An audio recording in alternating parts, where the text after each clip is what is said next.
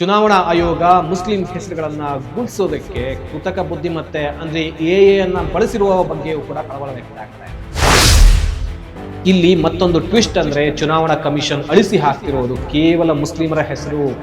ಇವೆಲ್ಲ ನುಸುಳುಕೋರರು ಅನ್ನೋ ನೆರೆಟಿವ್ ಅನ್ನು ದೇಶದಾದ್ಯಂತ ಅತ್ಯಂತ ವ್ಯವಸ್ಥಿತವಾಗಿ ಬಿಜೆಪಿ ಬಿಟ್ಟಿದೆ. ಈ ಮಧ್ಯೆ ಪಶ್ಚಿಮ ಬಂಗಾಳದಲ್ಲಿ ಈವರೆಗೆ ಅಳಿಸಿ ಹಾಕಿರುವಂತಹ ಮತದಾರರ ಸಂಖ್ಯೆ 90,62,188 ಅಂದ್ರೆ ಸುಮಾರು 90 ಲಕ್ಷಕ್ಕೂ ಹೆಚ್ಚು. ಇದರಲ್ಲಿ 63.42% ಜನರು ಹಿಂದೂ ಸಮುದಾಯಕ್ಕೆ ಸೇರಿದವರಾಗಿದ್ದಾರೆ. 34.32% ಜನ ಮುಸ್ಲಿಂ ಸಮುದಾಯದವರಾಗಿದ್ದಾರೆ. ಯಾವ ಕ್ಷೇತ್ರಗಳಲ್ಲಿ 5,000ಕ್ಕಿಂತ ಕಡಿಮೆ ಹೆಸರುಗಳನ್ನ ಅಳಿಸಲಾಗಿದೆಯೋ ಅಂತಹ 13 ಕ್ಷೇತ್ರಗಳ ಪೈಕಿ ಬಿಜೆಪಿ 12 ಸ್ಥಾನಗಳನ್ನ ಗೆದ್ದುಕೊಂಡಿದ್ದಾರೆ. ಟಿಎಂಸಿ ಕೇವಲ 1 ಸ್ಥಾನ ಗೆದ್ದಿದೆ. ಸರಾಸರಿ 5,000 ರಿಂದ 15,000 ಮತದಾರರ ಹೆಸರನ್ನ ಅಳಿಸಲಾಗದಂತ 64 ಕ್ಷೇತ್ರಗಳಲ್ಲಿ ಬಿಜೆಪಿ 46 ಕ್ಷೇತ್ರಗಳನ್ನ ಗೆದ್ದಿದೆ. ಟಿಎಂಸಿ 17 ಸ್ಥಾನಗಳನ್ನು ಗೆದ್ದಿದೆ. ಸ್ನೇಹಿತರೆ ನಮಸ್ಕಾರ, ಗೌರಿ ಮೀಡಿಯಾಗೆ ಸ್ವಾಗತ. ನಾನು ಚಂದ್ರು ತರವಣಸೆ. ಪಂಚರಾಜ್ಯಗಳ ಚುನಾವಣೆಯ ಫಲಿತಾಂಶ ಪ್ರಕಟ ಆಗಿದೆ. ಈ ಚುನಾವಣೆಯಲ್ಲಿ ಪಶ್ಚಿಮ ಬಂಗಾಳದ ಮೇಲೆ ಕಣ್ಣಿಟ್ಟಿದ್ದಂತಹ ಬಿಜೆಪಿ ಕೊನೆಗೂ ಗೆಲುವು ಸಾಧಿಸಿದೆ. ಬಿಜೆಪಿಯ ಹಣಬಲ, ಅಧಿಕಾರ ಬಲ, ಕುತಂತ್ರ ರಾಜಕಾರಣದ ವಿರುದ್ಧ ಗಟ್ಟಿಯಾಗಿ ನಿಂತು ಹೋರಾಟ ನಡೆಸಿದಂತಹ ಮಮತಾ ಬ್ಯಾನರ್ಜಿ ಅವರ ಟಿಎಂಸಿ 15 ವರ್ಷಗಳ ನಂತರ ತನ್ನ ಅಧಿಕಾರ ಕಳೆದುಕೊಳ್ಳುವ ಮೂಲಕ ಪಶ್ಚಿಮ ಬಂಗಾಳ ಬಿಜೆಪಿಯ ವಶಕ್ಕೆ ಸಿಕ್ಕಿದೆ. ಇದು ನಿಜಕ್ಕೂ ಪ್ರಜಾತಂತ್ರದಲ್ಲಿ ನ್ಯಾಯಯುತವಾಗಿ ನಡೆದ ಚುನಾವಣೆಯ ಫಲಿತಾಂಶವೇ ಅಥವಾ SIR ಅನ್ನುವ ಜನವಿರೋಧಿ, ಸಂವಿಧಾನ ವಿರೋಧಿ ನೀತಿಗಳ ಗೆಲುವೆ ಅನ್ನೋ ಪ್ರಶ್ನೆಯನ್ನ ದೇಶದ ನಾಗರಿಕರು, ಜನಪರ ಸಂಘಟನೆಗಳು, ವಿರೋಧ ಪಕ್ಷಗಳು ಕೇಳ್ತಿವೆ. ಅಷ್ಟಕ್ಕೂ ಬಿಜೆಪಿಯ ರಾಜಕೀಯ ಕುತಂತ್ರದ ಬಗ್ಗೆ ಎಷ್ಟೆಲ್ಲ ಎಚ್ಚರಿಕೆ ವಹಿಸಿದ ಮಮತಾ ಬ್ಯಾನರ್ಜಿ ಸೋತಿದ್ದೆಲ್ಲಿ? ಪಂಚರಾಜ್ಯಗಳ ಚುನಾವಣೆ ಫಲಿತಾಂಶ ದೇಶಕ್ಕೆ ನೀಡ್ತಿರೋ ಎಚ್ಚರಿಕೆ ಏನು? ಈ ಬಗ್ಗೆ ಮಾತಾಡೋಣ. ಅದಕ್ಕೂ ಮೊದಲು ನೀವಿನ್ನು ನಾನು ಗೌರಿ ಯೂಟ್ಯೂಬ್ ಚಾನಲ್ ಅನ್ನ ಸಬ್ಸ್ಕ್ರೈಬ್ ಮಾಡಲಿಲ್ಲ ಅಂದ್ರೆ ಈ ಕೂಡಲೇ ಸಬ್ಸ್ಕ್ರೈಬ್ ಮಾಡಿ, ಹಾಗೆ ಬೆಲ್ ಐಕಾನ್ ಅನ್ನ ಪ್ರೆಸ್ ಮಾಡೋದನ್ನ ಮರಿಬೇಡಿ.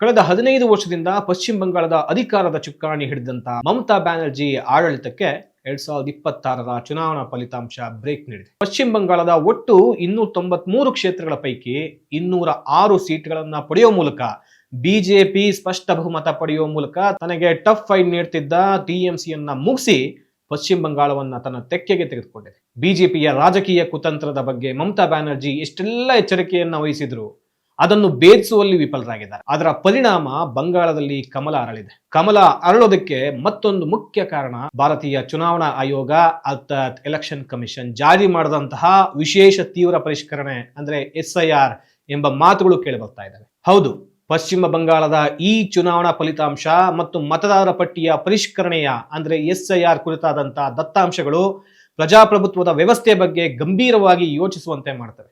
ವಿಶೇಷವಾಗಿ 90 ಲಕ್ಷ ಮತದಾರರ ಹೆಸರುಗಳನ್ನ ಅಳಿಸಿ ಹಾಕಿರೋದು, ಹಾಗೆ ಆ ಮೂಲಕ ಚುನಾವಣಾ ಅಖಾಡವನ್ನೇ ಬದಲಿಸಿರೋದು ಅತ್ಯಂತ ಕಳವಳಕಾರಿ ವಿಷಯ.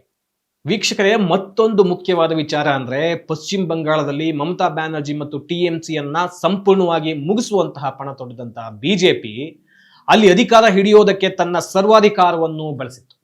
ಇದೊಂದು ರಾಜ್ಯದ ಚುನಾವಣೆಯಲ್ಲಿ ದಾಖಲೆ 2.4 ಲಕ್ಷ ಜನ CAPF ಅಂದ್ರೆ CRPF, BSF ಅರೆ ಸೇನಾ ಪಡೆಯ ಸಿಬ್ಬಂದಿಗಳನ್ನ ಬಿಗಿ ಬಂದೋಬಸ್ತ್ಗೆ ನಿಯೋಜಿಸಿ ಸಂಪೂರ್ಣ ಪ್ರದೇಶವನ್ನ ಮಿಲಿಟರಿ ಕ್ಯಾಂಪ್ ನಂತೆ ಮಾಡಿ, ಇದರ ಜೊತೆಗೆ ಉತ್ತರ ಪ್ರದೇಶದಲ್ಲಿ ಸಿಂಗಂ ಅಂತಲೇ ಕರೆಯೋ ಎನ್ಕೌಂಟರ್ ಸ್ಪೆಷಲಿಸ್ಟ್ ಅಜಯ್ ಪಾಲ್ ಶರ್ಮಾ ಅವರನ್ನ ದಕ್ಷಿಣ 24 ಪರಗನಾಸ್ ಜಿಲ್ಲೆಗೆ ಪೊಲೀಸ್ ಅಬ್ಸರ್ವರ್ ಆಗಿ ನೇಮಿಸಿತು. 500ಕ್ಕೂ ಹೆಚ್ಚು ಎನ್ಕೌಂಟರ್ಗಳಿಗೆ ಹೆಸರಾದಂತಹ ಈ ಅಧಿಕಾರಿ ಜೌನ್ಪುರದಲ್ಲಿ SP ಆಗಿದ್ದಾಗ ಕೇವಲ 22 ತಿಂಗಳಲ್ಲಿ 136 ಎನ್ಕೌಂಟರ್ಗಳ ದಾಖಲೆ ನಿರ್ಮಿಸಿದೆ. ಇಂಥ ಹಲವರನ್ನ ಟಿಎಂಸಿ ಗಟ್ಟಿಯಾಗಿದ್ದ ಸ್ಥಳಗಳಲ್ಲಿ ಬಿಜೆಪಿ ನೇಮಕ ಮಾಡಿತ್ತು. ಇವರೆಲ್ಲರೂ ಟಿಎಂಸಿ ಮತ್ತು ಮಮತಾ ಬ್ಯಾನರ್ಜಿಯನ್ನ ಸಂಪೂರ್ಣವಾಗಿ ಬಂಧಿಸುವಂತಹ ಸ್ಥಿತಿಯಲ್ಲಿ ಇತ್ತ ಕೇಂದ್ರ ಸರ್ಕಾರದೊಂದಿಗೆ ಚುನಾವಣಾ ಆಯೋಗ ಸೇರಿ ನಡೆಸಿದಂತಹ SIR ಪ್ರಕ್ರಿಯೆ ಕೂಡ ಬಂಗಾಳದ ಮತದಾರರ ಪಟ್ಟಿಯಲ್ಲಿ ಭಾರಿ ಬದಲಾವಣೆಗಳನ್ನ ತಂದಿದೆ. ಹಾಗಾದ್ರೆ ಚುನಾವಣಾ ಫಲಿತಾಂಶದ ಮೇಲೆ SIR ಬೀರಿದಂತಹ ಪ್ರಭಾವ ಏನು ಅನ್ನೋದನ್ನ ನೋಡೋಣ.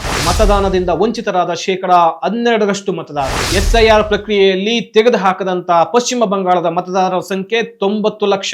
ಹೌದು, ಸುಮಾರು 90 ಲಕ್ಷ ಜನರ ಹೆಸರುಗಳನ್ನ ಮತದಾರರ ಪಟ್ಟಿಯಿಂದ ತೆಗೆದುಹಾಕಲಾಗಿತ್ತು. ಇದು ಒಟ್ಟು ಮತದಾರರ ಸಂಖ್ಯೆಯಲ್ಲಿ 12% ಕುಸಿತ ಕಂಡ ಅತಿದೊಡ್ಡ ವಂಚನೆ ಅಂತ ಹೇಳಬಹುದು. ಅಲ್ಲದೆ ಈ ಹೆಸರುಗಳ ಅಳಿಸುವಿಕೆ ಅನೇಕ ಕ್ಷೇತ್ರಗಳಲ್ಲಿ ಅಭ್ಯರ್ಥಿಗಳ ಗೆಲುವಿಗೆ ಅಂತರದ ಮೇಲೆ ನೇರ ಪರಿಣಾಮ ಬೀರಿದೆ ಅನ್ನೋದನ್ನ ಫಲಿತಾಂಶವೇ ಸ್ಪಷ್ಟಪಡಿಸುತ್ತಿದೆ. ಪಶ್ಚಿಮ ಬಂಗಾಳದ ಮತದಾರರ ಸಂಖ್ಯೆ SIR ಪ್ರಕ್ರಿಯೆಯ ಮೊದಲು 7.66 ಕೋಟಿ ಇತ್ತು. ಅಂತಿಮ ಪಟ್ಟಿ ಮತ್ತು ನ್ಯಾಯಾಂಗ ಪರಿಶೀಲನೆ ಅಂದ್ರೆ ಅಂಡರ್ ಅಡ್ಜುಡಿಕೇಶನ್ ನಂತರ ಈ ಸಂಖ್ಯೆ 6.75 ಕೋಟಿಗೆ ಕುಸಿದಿತ್ತು. ಇಲ್ಲಿ ಮತ್ತೊಂದು ಟ್ವಿಸ್ಟ್ ಅಂದ್ರೆ ಚುನಾವಣಾ ಕಮಿಷನ್ ಅಳಿಸಿ ಹಾಕ್ತಿರೋದು ಕೇವಲ ಮುಸ್ಲಿಮರ ಹೆಸರು. ಇವರೆಲ್ಲ ನುಸುಳುಕೋರರು ಅನ್ನೋ ನೆರೆಟಿವ್ ಅನ್ನು ದೇಶದಾದ್ಯಂತ ಅತ್ಯಂತ ವ್ಯವಸ್ಥಿತವಾಗಿ ಬಿಜೆಪಿ ಬಿತ್ತಿದೆ.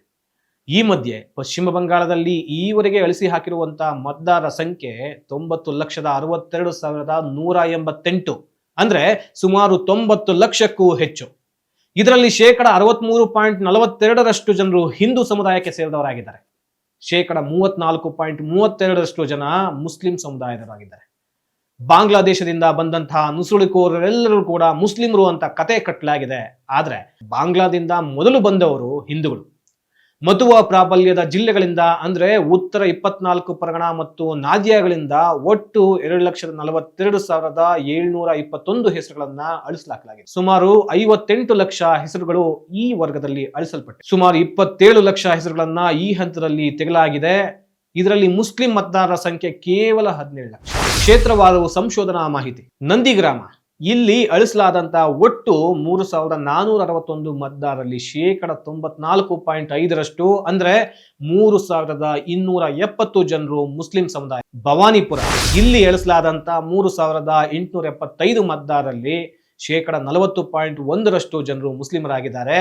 59.9% ಜನರು ಮುಸ್ಲಿಮೇತರರಾಗಿದ್ದಾರೆ. ಇದೆಲ್ಲದಕ್ಕಿಂತ ಮುಖ್ಯವಾಗಿ ಚುನಾವಣಾ ಆಯೋಗ ಪಕ್ಷಪಾತಿಯಾಗಿ ವರ್ತಿಸಿರೋದಕ್ಕೆ ಸಾಕ್ಷಿ ಅಂದ್ರೆ ಎಲ್ಲ ದಾಖಲೆಗಳು ಇದ್ರೂ ಸಹ ಹೆಸರು ಹೊಂದಾಣಿಕೆ ಆಗ್ತಿಲ್ಲ, ಅಥವಾ ಸಂಸ್ಥೆಯದ್ದೇ ಟೆಕ್ನಿಕಲ್ ಪ್ರಾಬ್ಲಮ್ ನಿಂದಾಗಿ ಲಾಜಿಕಲ್ ಡಿಸ್ಕ್ರಿಪನ್ಸಿ ಹೆಸರಿನಲ್ಲಿ ಅವರ ಹೆಸರುಗಳನ್ನ ಅಸಮರ್ಪಕವಾಗಿ ಗುರಿಯಾಗಿಸಿ ಅಳಿಸಲಾಗಿದೆ ಎಂಬ ಆರೋಪ ಕೇಳಿಬಂತು. ಚುನಾವಣಾ ಆಯೋಗ ಮುಸ್ಲಿಂ ಹೆಸರುಗಳನ್ನ ಗುರುತಿಸೋದಕ್ಕೆ ಕೃತಕ ಬುದ್ಧಿಮತ್ತೆ ಅಂದ್ರೆ AA ಅನ್ನ ಬಳಸಿರುವ ಬಗ್ಗೆಯೂ ಕೂಡ ಕಳವಳ ವ್ಯಕ್ತ ಆಗ್ತಾ ಇದೆ. ಹೆಸರು ಅಳಿಸಲ್ಪಟ್ಟ ಮತದಾರರು ಮುಂದಿನ ದಿನಗಳಲ್ಲಿ ಪಟ್ಟಿಗೆ ಸೇರ್ಪಡೆಗೊಳ್ಳೋದಕ್ಕೆ ನ್ಯಾಯಮಂಡಳಿಯನ್ನ ಅಂದ್ರೆ ಟ್ರಿಬ್ಯುನಲ್ಗಳನ್ನ ಸಂಪರ್ಕಿಸುತ್ತಿದ್ದಾರೆ. ಆದಾಗ್ಯೂ ಏಪ್ರಿಲ್ 23 ಮತ್ತು 29ರಂದು ನಡೆದ ವಿಧಾನಸಭಾ ಚುನಾವಣೆಯಲ್ಲಿ ಅವರಿಗೆ ಮತ ಚಲಾಯಿಸೋದಕ್ಕೆ ಅವಕಾಶ ನೀಡಲಾಗಿಲ್ಲ. ಬಂಗಾಳದ ಫಲಿತಾಂಶದ ಮೇಲೆ SIR ಪ್ರಭಾವ. ವಿಶೇಷ ತೀವ್ರ ಪರಿಷ್ಕರಣೆ ಅಂದ್ರೆ SIR ಪಶ್ಚಿಮ ಬಂಗಾಳದ 2026ರ ವಿಧಾನಸಭಾ ಚುನಾವಣೆಯಲ್ಲಿ ಬಿಜೆಪಿಯ ಮುನ್ನಡೆಗೆ ದಾರಿ ತೋರಿದೆ. ಫಲಿತಾಂಶದ ಮೇಲೆ ಹೇಗೆ ನೇರ ಪ್ರಭಾವ ಬೀರಿದೆ ಎಂಬುದನ್ನ ಲಭ್ಯ ಇರತಕ್ಕಂತಹ ಅಂಕಿಅಂಶಗಳನ್ನ ಡಾಟಾವನ್ನ ನೋಡಿದ್ರೆ ಸಾಬೀತುಪಡಿಸ್ತಿದೆ. 5,000ಕ್ಕಿಂತ ಕಡಿಮೆ ಮತದಾರರನ್ನ ಅಳಿಸಿ ಹಾಕಿದ ಕ್ಷೇತ್ರಗಳು, ಯಾವ ಕ್ಷೇತ್ರಗಳಲ್ಲಿ 5,000ಕ್ಕಿಂತ ಕಡಿಮೆ ಹೆಸರುಗಳನ್ನ ಅಳಿಸಲಾಗಿದೆಯೋ ಅಂತಹ 13 ಕ್ಷೇತ್ರಗಳ ಪೈಕಿ ಬಿಜೆಪಿ 12 ಸ್ಥಾನಗಳನ್ನ ಗೆದ್ದುಕೊಂಡಿದ್ದಾರೆ. TMC ಕೇವಲ 1 ಸ್ಥಾನ ಗೆದ್ದಿದೆ. 5,000ದಿಂದ 15,000 ಒಳಗಿನ ಮತದಾರರನ್ನ ಅಳಿಸಿ ಹಾಕಿದಂತಹ ಕ್ಷೇತ್ರಗಳು, ಸರಾಸರಿ 5ರಿಂದ 15,000 ಮತದಾರರ ಹೆಸರನ್ನ ಅಳಿಸಲಾಗದಂತಹ 64 ಕ್ಷೇತ್ರಗಳಲ್ಲಿ ಬಿಜೆಪಿ 46 ಕ್ಷೇತ್ರಗಳನ್ನ ಗೆದ್ದಿದೆ. TMC 17 ಸ್ಥಾನಗಳನ್ನ ಗೆದ್ದಿದೆ. ಭಾರಿ ಪ್ರಮಾಣದಲ್ಲಿ ಅಂದ್ರೆ 15ರಿಂದ 25,000ದಷ್ಟು ಹೆಸರುಗಳನ್ನ ಅಳಿಸಲಾಗದಂತಹ 69 ಕ್ಷೇತ್ರಗಳ ಪೈಕಿ ಬಿಜೆಪಿ 44 ಸ್ಥಾನಗಳಲ್ಲಿ ಜಯಗಳಿಸಿದೆ ಮತ್ತು TMC ಕೇವಲ 23 ಸ್ಥಾನಗಳನ್ನ ಪಡ್ಕೊಂಡು 25,000ಕ್ಕಿಂತ ಹೆಚ್ಚು ಮತದಾರರನ್ನ ಅಳಿಸಿ ಹಾಕಿದಂತಹ ಕ್ಷೇತ್ರಗಳು, ಅತಿ ಹೆಚ್ಚು ಅಂದ್ರೆ 25,000ಕ್ಕೂ ಅಧಿಕ ಹೆಸರುಗಳನ್ನ ಪಟ್ಟಿಯಿಂದ ಕೈಬಿಟ್ಟಿರುವಂತಹ 147 ಕ್ಷೇತ್ರಗಳ ಪೈಕಿ ಬಿಜೆಪಿ 87 ಕ್ಷೇತ್ರಗಳನ್ನ ಅಂದ್ರೆ 87 ಕಾನ್ಸ್ಟಿಟ್ಯೂನ್ಸಿಗಳನ್ನ ಗೆದ್ದು ಮುನ್ನಡೆ ಸಾಧಿಸಿದೆ. ಇಲ್ಲಿ TMC 60 ಸ್ಥಾನಗಳನ್ನ ಮಾತ್ರ ಗೆದ್ದಿದೆ. ಹೆಚ್ಚಿನ ಅಳಿಸುವಿಕೆ ಬಿಜೆಪಿಗೆ ದೊಡ್ಡ ಲಾಭ ಆಗಿದೆ. ಅತಿ ಹೆಚ್ಚು ಅಂದ್ರೆ 25,000ಕ್ಕೂ ಅಧಿಕ ಮತದಾರರನ್ನ ಅಳಿಸಲಾಗದಂತ 147 ಕ್ಷೇತ್ರಗಳ ಪೈಕಿ ಬಿಜೆಪಿ 87 ಸ್ಥಾನಗಳನ್ನ ಗೆದ್ದುಕೊಂಡಿದೆ. ಇದು ಆಯಕಟ್ಟಿನ ಜಾಗಗಳಲ್ಲಿ ದೊಡ್ಡ ಮಟ್ಟದ ಮತದಾರರನ್ನ ಗುರಿಯಾಗಿಸಿ ಪಟ್ಟಿಯಿಂದ ಹೊರ ಹಾಕಿರೋದನ್ನ ತೋರಿಸುತ್ತೆ. ಮಧ್ಯಮ ಮಟ್ಟದ ಅಳಿಸುವಿಕೆಯಲ್ಲೂ ಕೂಡ ಕುತಂತ್ರ. 5,000ದಿಂದ 25,000ದವರೆಗೆ ಮತದಾರರನ್ನ ಅಳಿಸಿದ ಒಟ್ಟು 133 ಕ್ಷೇತ್ರಗಳಲ್ಲಿ ಬಿಜೆಪಿ 90 ಕಾನ್ಸ್ಟಿಟ್ಯೂನ್ಸಿಗಳನ್ನ ಕಿತ್ಕೊಂಡಿದೆ. ಅಂದ್ರೆ ಡಿಲೀಷನ್ ಪ್ರಮಾಣ ಹೆಚ್ಚಾದಷ್ಟು ಬಿಜೆಪಿಯ ಗೆಲುವಿನ ಸಾಧ್ಯತೆಯೂ ಹೆಚ್ಚಾಗಿರುವುದು ಇಲ್ಲಿ ಸ್ಪಷ್ಟ ಆಗ್ತಾ ಇದೆ. ಅಲ್ಪ ಅಳಿಸುವಿಕೆ ನಡೆದ ಕಡೆಗೂ ಕೂಡ ಬಿಡದ ಹಿಡಿತ. ಕೇವಲ 5,000ಕ್ಕಿಂತ ಕಡಿಮೆ ಇಳಿಸುವಿಕೆ ನಡೆದ 13 ಕ್ಷೇತ್ರಗಳ ಪೈಕಿ 12ರಲ್ಲಿ ಬಿಜೆಪಿ ಸಾಧಿಸಿದೆ. ಇದು ಕಡಿಮೆ ತೆಗೆದುಹಾಕಿರುವಂತಹ ಕಡೆಯೂ ಸಹ ಬಿಜೆಪಿ ತನ್ನ ಕುತಂತ್ರದ ಮೂಲಕ ಸಮೀಕರಣಗಳನ್ನ ತನಗೆ ಪೂರಕವಾಗಿ ಬದಲಿಸಿಕೊಂಡಿರುವುದನ್ನ ಎತ್ತಿ ತೋರಿಸುತ್ತೆ. ಬಿಜೆಪಿಯ ಗೆಲುವು ಕೇವಲ ರಾಜಕೀಯ ಪ್ರಚಾರದಿಂದ ಬಂದಿದ್ದಲ್ಲ. ಇದು 90 ಲಕ್ಷ ಮತದಾರರನ್ನ ಅಂದ್ರೆ 12% ಮತದಾರರನ್ನ ವ್ಯವಸ್ಥಿತವಾಗಿ ಪಟ್ಟಿಯಿಂದ ಹೊರಹಾಕದಂತ SIR ಎಂಬ ಕುತಂತ್ರದ ಫಲ. ವಿಶೇಷವಾಗಿ ಅಲ್ಪಸಂಖ್ಯಾತ ಮತ್ತು ಟಿಎಂಸಿ ಪರ ಒಲವಿರುವಂತಹ ಮತದಾರರನ್ನ ಗುರಿಯಾಗಿಸಿಕೊಂಡು ಈ ಡಿಲಿಷನ್ ಮಾಡಲಾಗಿದೆ ಅನ್ನೋ ಸಂಶೋಧನಾ ವರದಿಗಳು ಈ ಗೆಲುವಿನ ಹಿಂದಿರುವಂತಹ ಕರಾಳ ಮುಖವನ್ನ ಬಯಲು ಮಾಡಿ. ಒಟ್ನಲ್ಲಿ ಪಶ್ಚಿಮ ಬಂಗಾಳದ ಫಲಿತಾಂಶ ಇಡೀ ದೇಶಕ್ಕೆ ಒಂದು ಪಾಠ ಆಗಿದೆ ಅಂದ್ರೆ ತಪ್ಪಾಗಲ್ಲ. ಇದೇ ಈ ಹೊತ್ತಿನ ವಿಶೇಷ. ನಿರಂತರ ಸುದ್ದಿಗಳಿಗಾಗಿ ನೋಡ್ತಾ ಇರಿ ನಾನು ಗೌರಿ.com.